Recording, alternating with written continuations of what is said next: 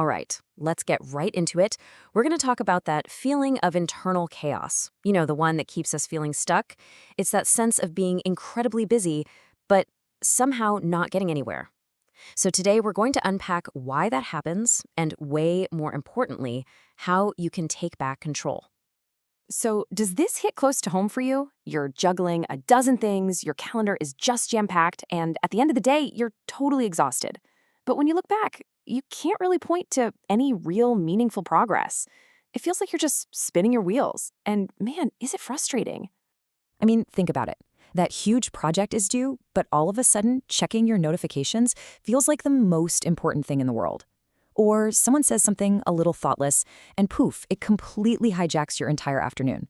You've been busy all day long, for sure, but that one thing that actually matters, it's still sitting right there, completely untouched. And look, this isn't just you. This is a totally universal human struggle.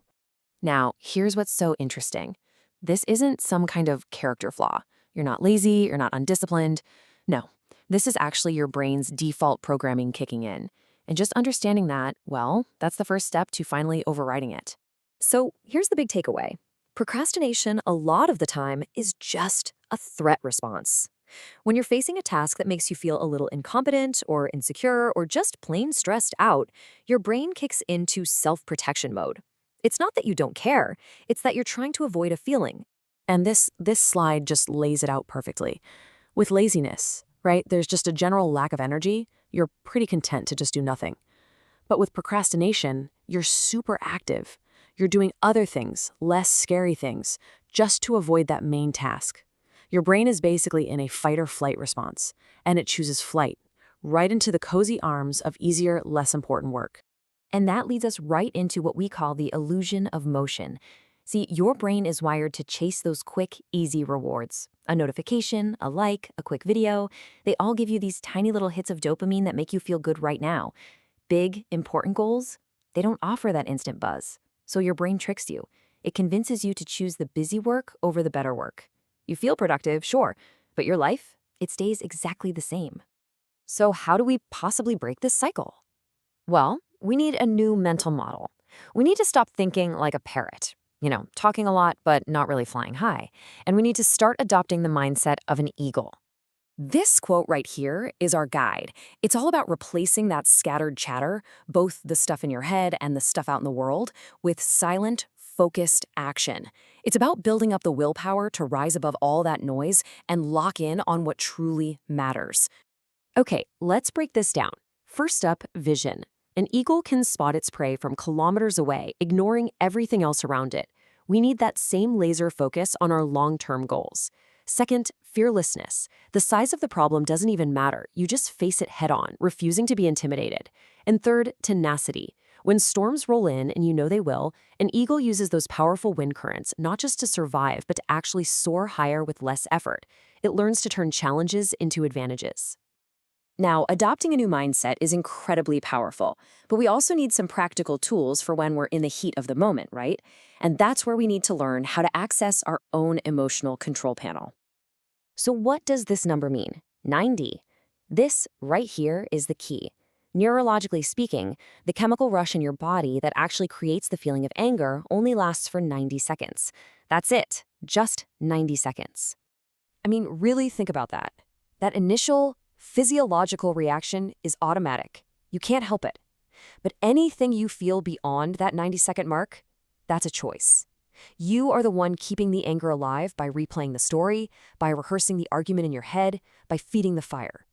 Once you realize this, you take your power back. You can just let that chemical wave pass right through you and move on.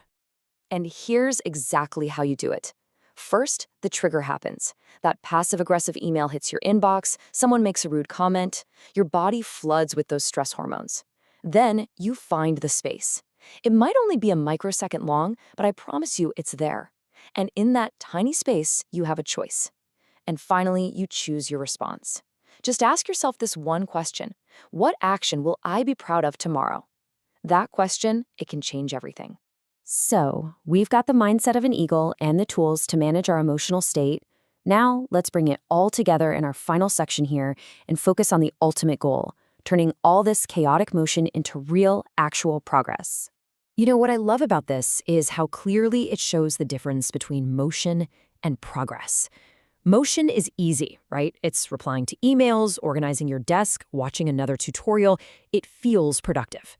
But progress is hard. It's writing that first ugly draft, making that difficult phone call, practicing the skill you're not good at yet. It's almost always uncomfortable, but it is the only thing that actually moves you forward. So, how do we actually escape this trap? Here are a few simple rules. Every single day, commit to doing just one hard thing, one thing that creates progress. Focus on the actions that make your future better, not just what makes your present moment easier. And constantly ask yourself that critical question, is this making me busy or is this making me better? And this one's huge. Finish what you start. Real growth is slow and it's quiet. A busy life is loud and fast. Choose slow progress. And really, that's the question I want to leave you with. Take a good, hard look at your day, at your habits, at that to-do list. Because your future isn't built on how busy you are. It's built on what you choose to focus on. So ask yourself, are you just in motion, or are you truly moving forward? The choice, as always, is yours.